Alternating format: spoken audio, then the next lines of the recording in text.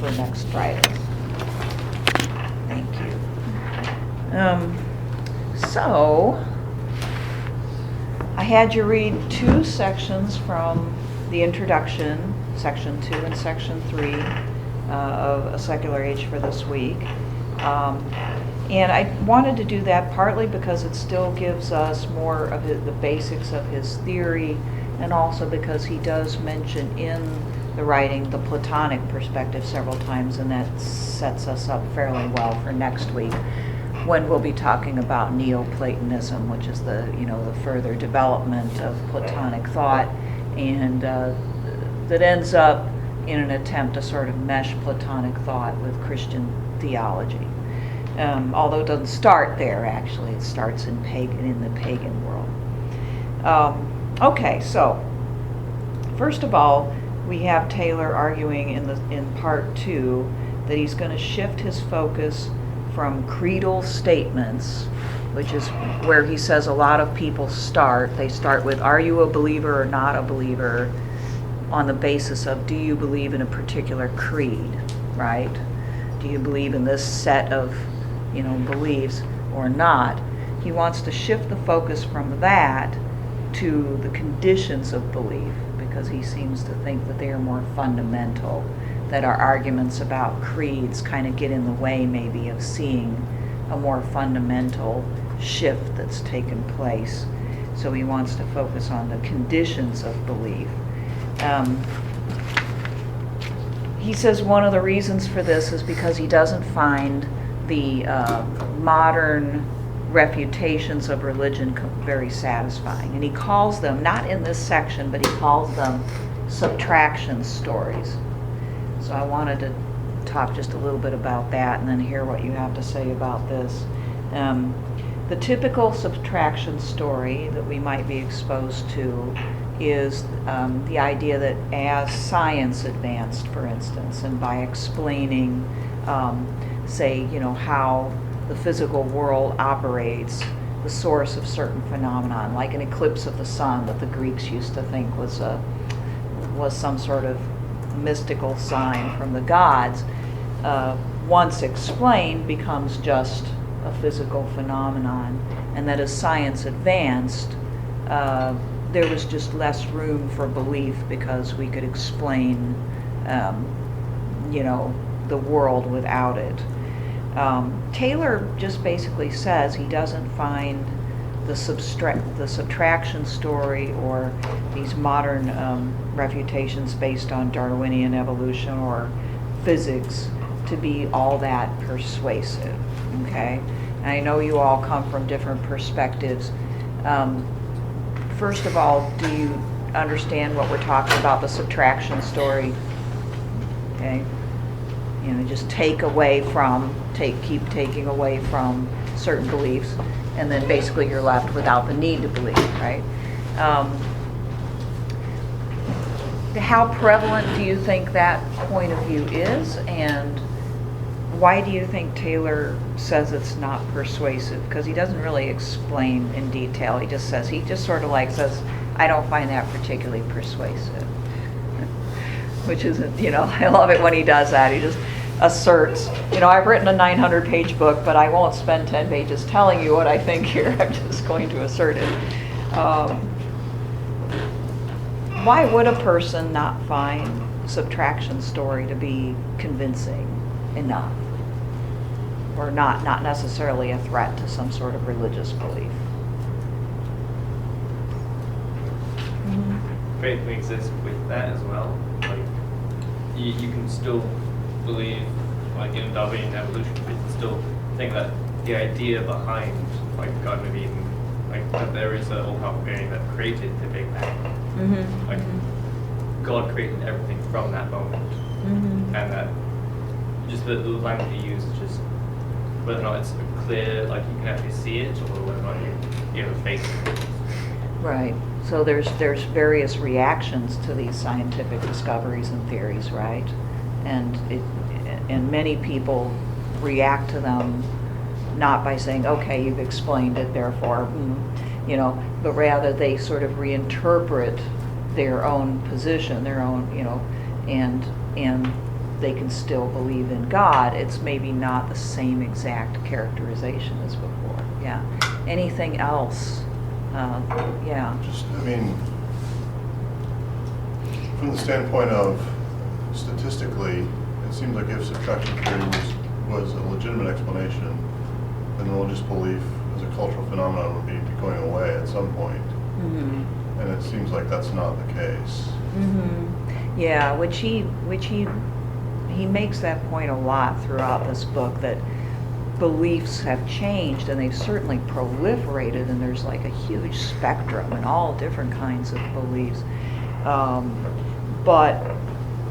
But it's oftentimes, I think, people think that, I don't know, that truly secularism is winning completely over, but it's simply not. I mean, there's a lot of different responses to this. Secularism is gaining, and he makes that point clear too, and that's why he's writing this book, is to try to explain that. But it's not like the only reaction to science is, oh, you know, therefore I can't believe in anything. In fact, there's been an explosion of different responses and beliefs. So he doesn't find that satisfying. And so next, instead of talking about particular creeds and sets of beliefs that you have to believe in one, or to be a member of one particular type of religion or another, he turns towards what he calls observing our lived experience.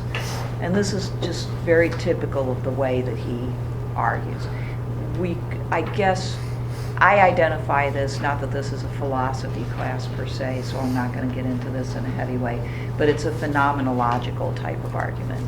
He's basically arguing on the basis of people's personal interior experience, as well as their observation of other people and how they actually live and think, rather than, he's not going to rely on statistics, he's not going to rely on, you know, sort of rigid formulations of religion or anything like that. He's going to try to get at something which is pretty hard to get at, which is what's really going on in the minds of people as they live their daily lives. Okay. So then next he turns to a statement that I really want to talk about, because you all may or may not even have experienced what he says everybody's experienced, right? So we need to know whether he's really right about this. He says that all human beings, really, he seems to be asserting that all human beings have an experience of what he calls fullness, okay? And that fullness has something to do with, sort of experiencing or being able to at least think about a life that exceeds the life that you live, or transcends the life that you live somehow, okay? When I was reading this, I thought of a moment when I was on an airplane. This was not specifically a religious experience, but I was on an airplane. I was about 20 years old. I was going to Europe for the first time, and going to Italy.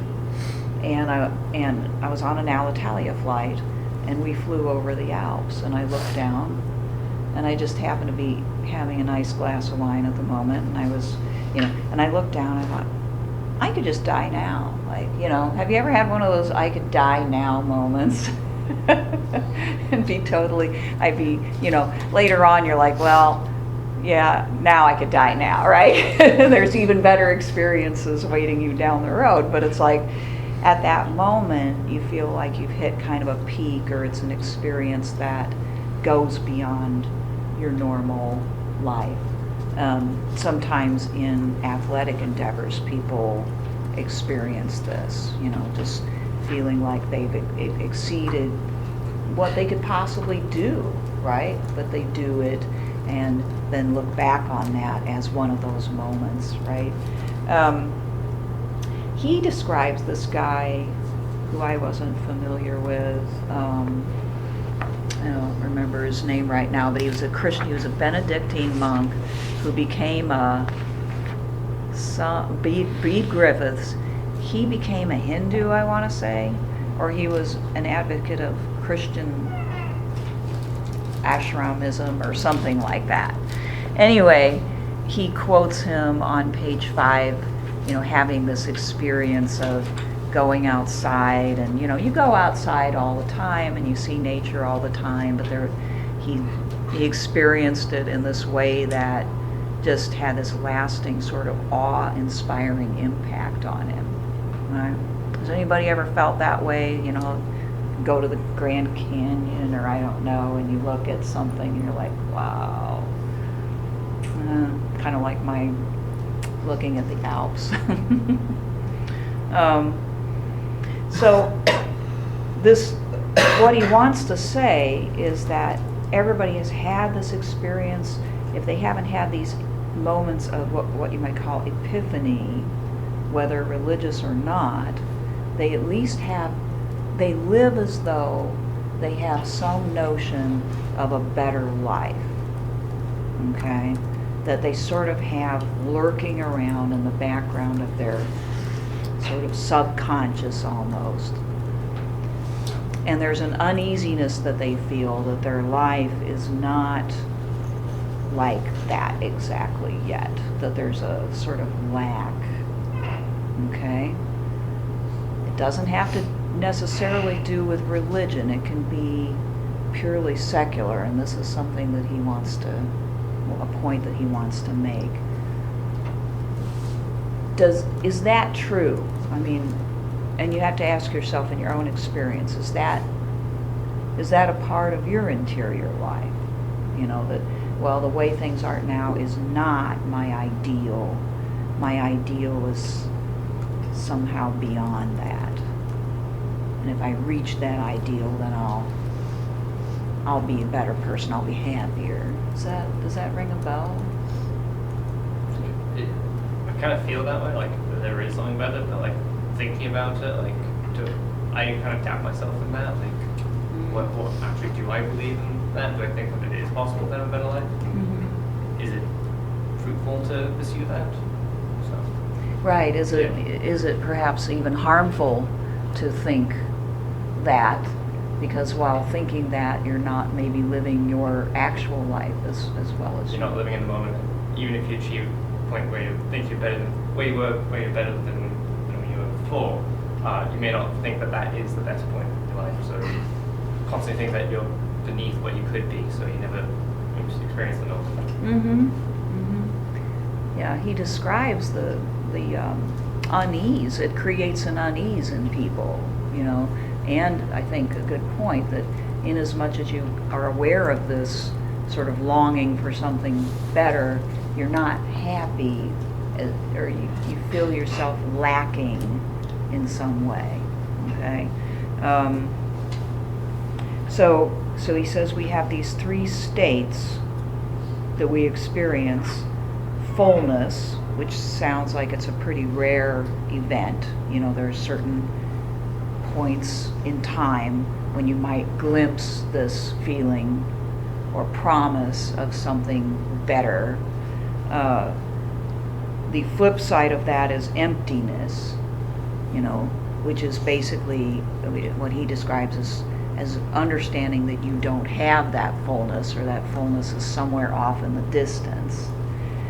And then for most people, most of the time, it sounds like we live in the middle between those two, trying to achieve what we can achieve, living our lives as best we can, feeling pretty good about that much of the time, that we're achieving concrete things and maybe even moving towards that goal, whatever it may be, but at the same time aware that we're not there yet. So this is where he says most people live most of the time. They tend to not, live in the state of epiphany and fullness, or in the complete despair or feeling of lack thereof. Okay. Let's talk about some of the more secular versions of this, because he says it's typical for us to think that religious believers live in this middle state and sometimes experience these 2 other extreme conditions, because religion kind of gives people a framework for understanding it, right? You've got God, he's out there, you've got, the world here. Human beings are sort of seen as somewhere in between the two, spiritual beings, but part of the world, etc. So it gives you a framework for thinking of the world in this way. But Taylor says people who don't have faith, any sort of religious faith, also have this idea of fullness, also experience these things, also feel a sense of lack, and often live in the middle between the two. So what would be, what kind of ideas of fullness might the unbeliever have in mind?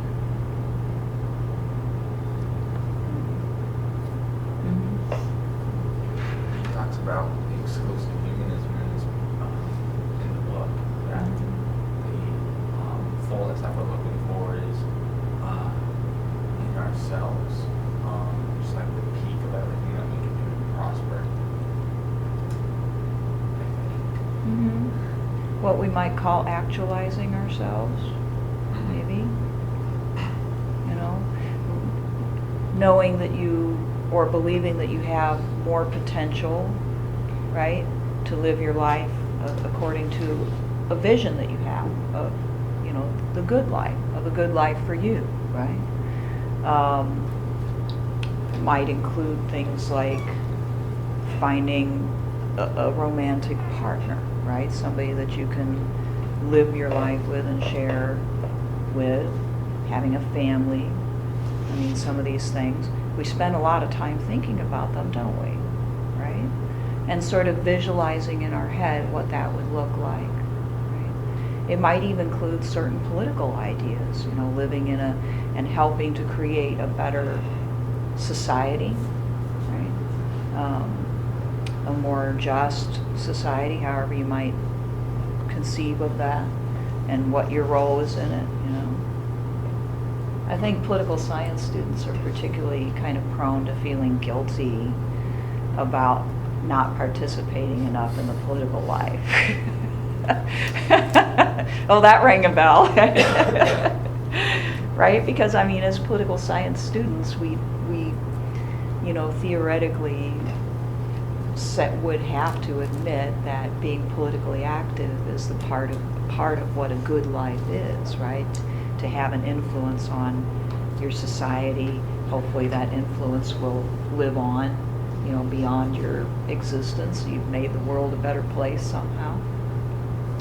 But a lot of us, because we're so busy being students, or in my case being a professor, it's kind of hard to actually do that too, So we think, well, at some point, I'll be more involved.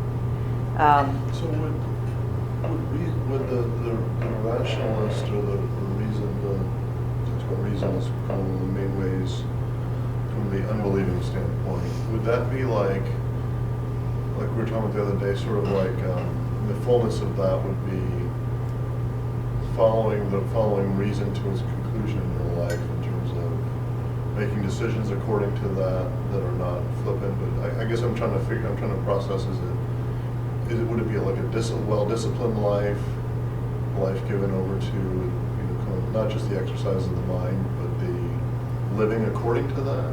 Is that kind of what would that fit with it?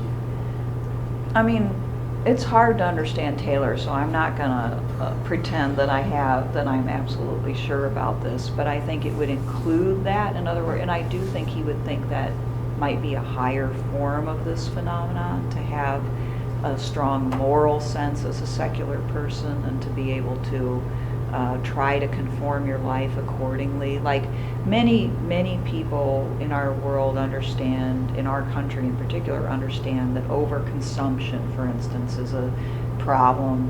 It wastes a lot of stuff, it creates pollution, etc. And so they have in mind that a better way of life is to do less of that, and if they slowly try to take steps to conform themselves to their ideal, they are doing what you describe, I think, more self-control. Yeah, I'm thinking about is it Plato's Socrates, the just soul, Mhm. where reason is in charge, right? Reason is in charge, and I can't remember the other two parts of it, but the appetites are kept in suppression by reason and the spiritedness. Mhm. That's kind of, I think that's what I was trying to think about. Yeah, Would that- yeah. Would that fit, with you think? With what I you think said? it would very much fit, right? Trying to live, seeing that there is a better way of life according to reason, and then sort of noticing your lack of follow through, and then attempting to, conform closer to that ideal. But also, I think the same concept could include maybe goals less of a creation of reason as of instinctual morality as well, right? So whether the person is of a philosophical bent or not wouldn't preclude them from having a fairly secular vision or non-believing vision of a good life, maybe being a better father or mother, being as I said, a better member of the community, and thinking that if you do so, you will have achieved a better life, that you can look back on and say, I am becoming better, therefore I'm becoming happier, right? So both of those. And of course, our ideals, whatever they are, we have a real hard time achieving, right? If it's all on us, which it is pretty much, to achieve these things, well, we never do experience perfection, right? And so we get closer, maybe, if we're good at this, but we're always going to say, my marriage is not perfect, or my family could be better, or my community is got problems, and so such a person, I don't know if he thinks that for the most part either believers or secular people can escape that middle position. But both parties have this feeling of being in between and not having attained what they believe will make them feel more full, right? Have that feeling of fullness and completion, right? Is everybody on board with that, or is it possible that some people live without any inner experience of fullness or the lack of fullness in some capacity? Because this is a fairly big, rung in the ladder of his argument. I don't know, fullness to me feels more like a spectrum than like a yes or no. Like when he kind of talked about the whole epiphany situation, I don't necessarily feel that you need to have an epiphany to feel like you're not living your life to the fullest. Like every single day of my life I consistently make decisions I know are incorrect, but I do them anyways. I know if I, decided to, I don't even know what a good example is, without throwing myself under the bus. If I decided to read, every single chapter that's assigned to me of every single book, like that would obviously be better for me. I'd be a better student. I'd be much more prepared. I'm telling you right now, that's not going to happen. It won't happen. Like I just know myself, and I know that's probably not going to happen. But I don't think I necessarily need to fail a test to decide that, like, oh, I should probably be studying more and I should be reading more. I think just by product of knowing that I could be doing better, I have an aspiration to do better. I don't think it's like necessarily a single event as opposed to just a yearning that's somewhat always there. But I do think it's necessary. Okay. I would,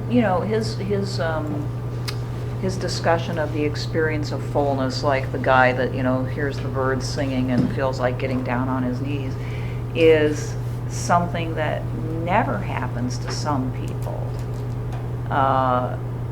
So I would agree with you in this regard but I don't know if he would want to argue that it's absolutely essential to having a notion of fullness. I think that your experience might also be included there, that you have this vision of what it might be to be even more of a thinking person, right? It would include investing all this time in reading you know there's limits to, what you're gonna do, just because there's other things you wanna do. So you are still experiencing this ideal as opposed to the reality and kind of the tension between the two. So I think it was Mother Teresa, I could be wrong about this, but I think Mother Teresa wrote that she never did have such an experience herself. Now she's a saint, right? But she never did, I think, have this sort of assuredness, this feeling of assuredness that her belief in a God was a reality. She always very much struggled with doubt. And of course, in her case, she still clung to the reality of this ideal very strongly anyway, so yeah.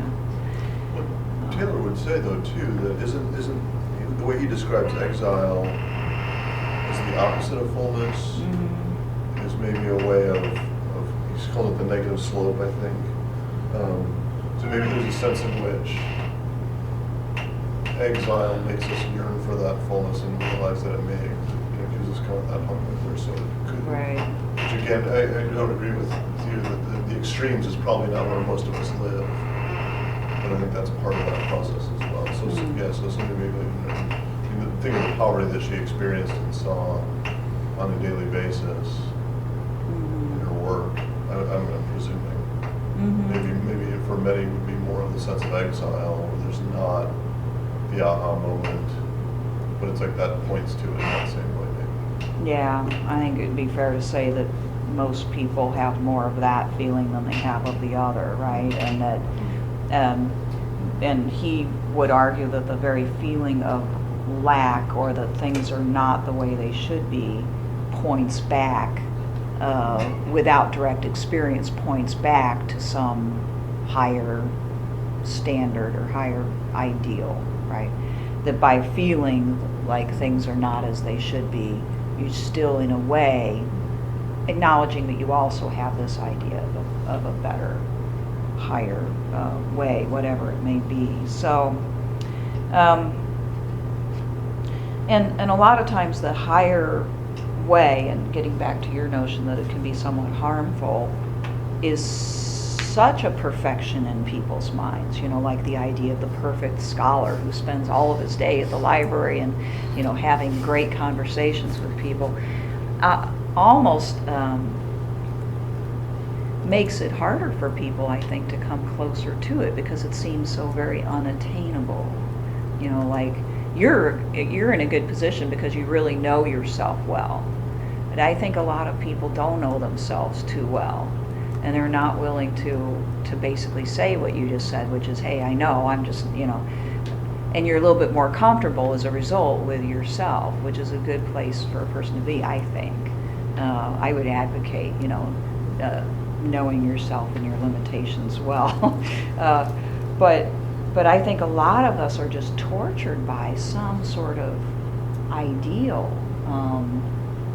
maybe usually not a religious ideal in our world today, but some worldly ideal of, I would say the perfect family. I mean, it seems like our society, the more that it has promoted this idea of perfect family being this harmonious, super loving, self-sacrificing ideal, the worse the family has become in practice. Like, nobody can possibly do those all the time. They cannot feel that way towards their children all the time. They cannot feel that way towards their spouse all the time. It is not at all possible. And it shouldn't be a goal, but it is for a lot of people, because our society pushes those ideals on us in our entertainment and pretty much from everywhere, right? So American families just keep getting more and more fractured. It's my own personal theory, but I think a part of it is because people want way too much out of it. It cannot support those expectations. We're just human beings, right? So ideals can, if they're not handled in a way that's realistic, can cause people a lot more of that sense of exile and dissatisfaction and frustration and anger and cause more problems, right? Okay, so just to continue with what Taylor argues then, he says, for people who believe in some transcendent being or beings, the sense of fullness is experienced as coming from without, or they imagine it as such. In other words, if they haven't had that epiphany type of experience, at least that's what they're hoping for. And in the meantime, they think of the source of it as being external to themselves. And then, as you said, for unbelievers, which is his term, they see it as within, right? So if they're going to find it, it's going to come from their own resources. Okay, so this is a big difference between the two, and it harks back to our discussion from last week when we talked about the pre-axial, view, where the direct experience was the norm. In this particular section, he talks about the paintings of Hieronymus Bosch, if I'm pronouncing the name right. You probably are familiar with Bosch's paintings, but okay. He was a painter in and around 1500. So, and Taylor kind of locates 1500 as the beginning of modernity too. So I think that maybe he sees his paintings as, I don't know, the last gasp of this type of way of thinking. Let me see if I can find a few. I bet you'll recognize them if I can. They're very gruesome. Many of them depictions of hell and heaven, but a lot of hell. Let's see, I'll find a good one here. I don't know, let me turn down the lights so you can see.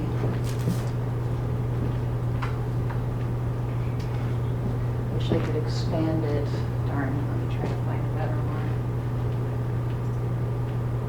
Okay, there's one where you can at least see the figures. So his paintings oftentimes are, they show a lot of, demons torturing people in hell being constantly, like these people are probably boiling in a vat of something. Let's see. Happy guy. Yeah, he was somebody being tortured, little, very, very grotesque creatures being depicted. Somebody getting their hair torn and being assaulted by monsters. These are all, depictions of, I guess this one's called Meditation of St. Anthony. Anyway, in Bosch's world, demons and angels were very, very real. And Taylor says, these are the types of things that lurked in the minds of people who believed in the reality of hell. Okay? So that's why he focuses in on Bosch. There wasn't too much of those depictions after that time, as in the modern world, we get increasing humanism, as he puts it. The subjects of a lot of painters turn towards human activity, less the spiritual world, sometimes a reacquaintance with the ancient world as well, with the gods and goddesses of the ancient world. Okay, so yeah, that's kind of emblematic of the pre-axial, experience of things coming from without, spiritual things. A person walking into a forest back in those days might be afraid that they might run into something like that, right? Or that something like that was lurking in the background and they needed reinforcements. They needed some way. This was a great source of the need for faith and for being right with the church and things like that to protect them against these evils, okay? But as we move into the modern world, we get a reaction to that. I don't believe Taylor uses this term, but a growing reaction to that type of belief, that sort of palpable, very colorful belief as superstitious, okay, as psychological. You know, there's a growing sense that, well, no, you know, the darkness doesn't exist out there. That's, you know, the only threat to human beings are other human beings. Okay, and so he discusses the modes of unbelief that emerge in the modern world. And on pages 9 and 10 talks about the heroic scientist or rationalist. Okay, some of you who took DAS 300 will recognize that in our discussion of the scientific revolution, but you know, figures like Isaac Newton, Galileo, and people like that were, and even more today, are seen as heroic figures for kind of busting through superstition, okay, and showing the way the world really works. But he also talks about a couple of other modes of unbelief in which you might not have thought of. He says, in our modern world, a turn towards ecology as a substitute for belief is common. And then there's the existentialist non-belief, which we can talk about more in the future. But he wants to make this a point about these first two, whether it's sort of a belief in science or a belief in ecology or nature as a force that to be reverenced and to be kind of more or less to bow to, are forms of pseudo-faith in his view. That in a way they get away from faith and yet they don't. They substitute one faith for another. Is that an assertion or an argument that people can follow, or is necessarily, you know, true? I mean, what, you're nodding your head, what makes this make sense to you? Well, on my views in like epistemology, like justifying how we can know things, I've come to realize that it all comes down to faith. So yeah, faith, be it faith in transcendental or faith in the rational. Yeah, just like using any mode of understanding, using it as truth or some kind of guideline to live your life requires faith, and not even like pseudo faith. To say it's pseudo would, I think, take faith in a more traditional stance that it has to be transcendental. But I think like transcendental faith is a subcategory of faith itself. Okay. So yeah, and this is my term, not Taylor's, because I wanted to try to explain what he's getting at here. But yeah, I mean, I can see why you would object to that. So these are different forms of faith, but your point is you think that all acceptance of any sort of framework requires faith, that ultimately at the bottom there's no absolute proof, right? Okay. Anybody else want to respond to this notion that these two are also a type of faith, but they're not a type of faith that deals with God or, you know, gods or spiritual matters? He kind of he equates this as the Enlightenment, you know, right? And he equates this more, or connects this with the Romantic movement. I sort of thought of Rousseau when I read what he had to say about ecology, right? A substitution of God, nature for God, but still there's these forces of nature that need to be understood, respected, revered to a certain extent because they're the source of life. Not to argue with Max too much, but I think the pseudo is actually a helpful designation there.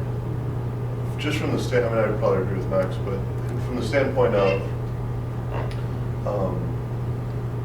those who would fall into or would be in the scientist category or the ecology, nature, transcendent category, probably with themselves would not use the term faith as a straight up category.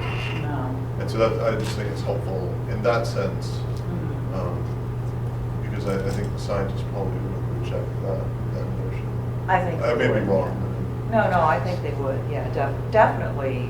I mean, I can't speak for every scientist, but the ones that I've met typically would not, would not say that they have a faith in science, but rather that science is a set of proven facts, and that science is a cumulative thing, that, you know, it builds upon facts, and we build knowledge, and oppose it to faith in a way. Not all scientists by any means lack faith, but they distinguish between what they do and faith, right? So if they're believers in something, it's, I think, oftentimes very distinct in their mind, their belief in that something, whatever it is, and their science.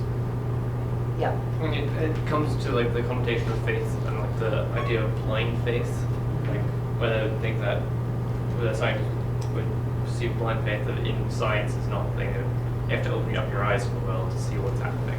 Mhm. By blind faith, the connotation doesn't fit with that view. Yes, okay. And notice here that, I mean, he's looking at these from a pretty postmodern perspective here, right?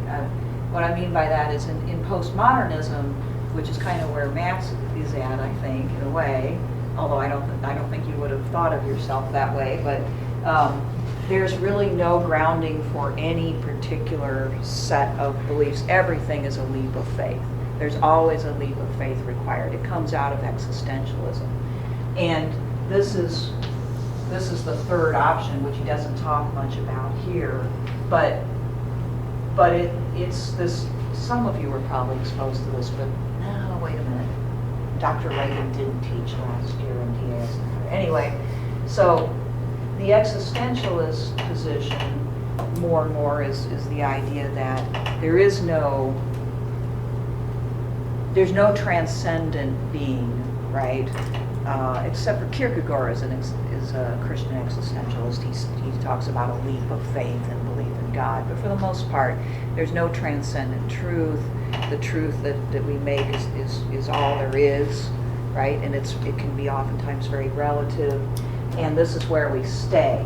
So we have no faith in anything. And the existentialists like Camus, for instance, depicted his position as rather heroic simply because he wasn't shutting his eyes to the fact, in his view, that there's nothing transcendent. There's nothing to aim for beyond, you know, our experience and our experience of the moment. Now, at the same time, existentialists argued for human values at the same time. Is there a little bit of a contradiction there? Yeah, maybe,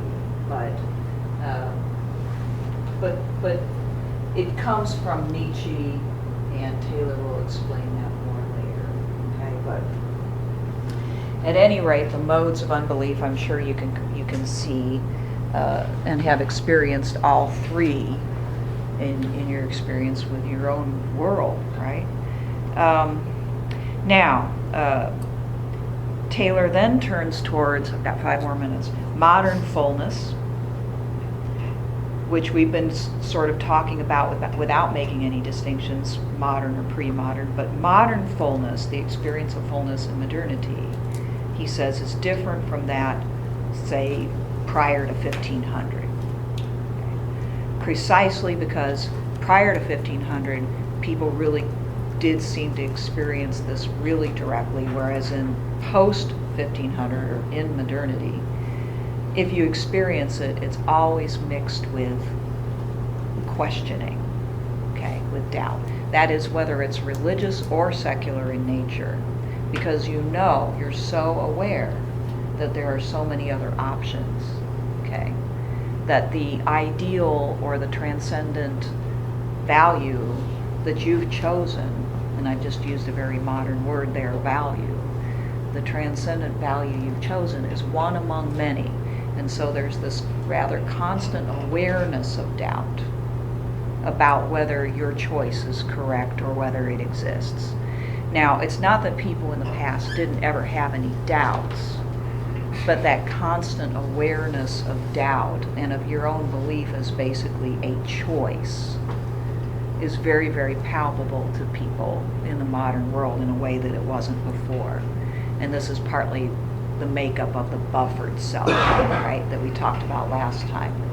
There's always that awareness that it's one choice among many, that it may not be true, that it may not be the best one, that's always kind of there, that plagues people in a way that people previously were not, right?